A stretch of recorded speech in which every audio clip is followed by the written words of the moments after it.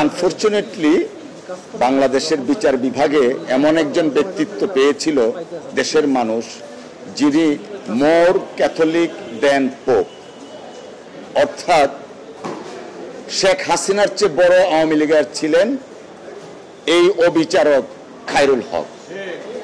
সারা বাংলাদেশের মানুষ তাকে চিনে একজন জ্ঞান পাপী হিসাবে।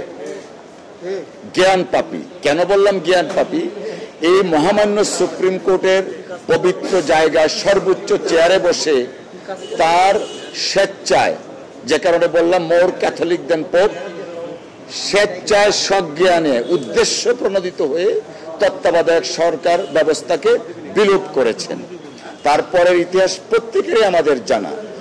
এই শেখ হাসিনার পতনের পর 5ই আগস্ট পতনের পর আমি এই জায়গায় দাঁড়িয়ে আপনাদেরকে বলেছিলাম যে খায়রুল হকের এমন বিচার হওয়া উচিত যেন ভবিষ্যতে বিচারাঙ্গনে আর নতুন কোনো খায়রুল হকের জন্ম না হয়। পরবর্তীতে জানেন, আনফরচুনেটলি বর্তমান শাসক গোষ্ঠীর গাফিলতি বা অনিচ্ছার কারণে দীর্ঘদিন খায়রুল হক গ্রেফতার হয়নি, যে কারণে আমরা বাংলাদেশ জাতীয়তাবাদী আইনজীবী ফোরামের পক্ষ থেকে বিভিন্ন কর্মসূচি নিয়েছিলাম। কর্মসূচির মধ্যে সুপ্রিম কোর্টে আমরা প্রচারণা চালিয়েছি, লিফলেট বিতরণ করেছি এবং আমরা বলেছিলাম যদি খায়রুল হককে গ্রেফতার করা না হয় তাহলে আমরা স্বরাষ্ট্র মন্ত্রণালয় এবং আইন মন্ত্রণালয় তাদের অভিমুখে আইনজীবীরা যাত্রা করবেন।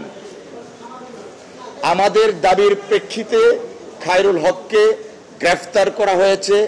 আইনজীবী সমাজ আশান্বিত, সন্তুষ্ট বলছি না, আশান্বিত। তখনই সন্তুষ্ট হবে যখন খায়রুল হকের দৃষ্টান্তমূলক শাস্তি হবে, তখনই সন্তুষ্ট হবে যখন এই খায়রুল হকের শাস্তি দেখে বর্তমান এবং ভবিষ্যতের কোনো বিচারক খায়রুল হক হওয়ার চেষ্টা করবেন না। সকলকে ধন্যবাদ।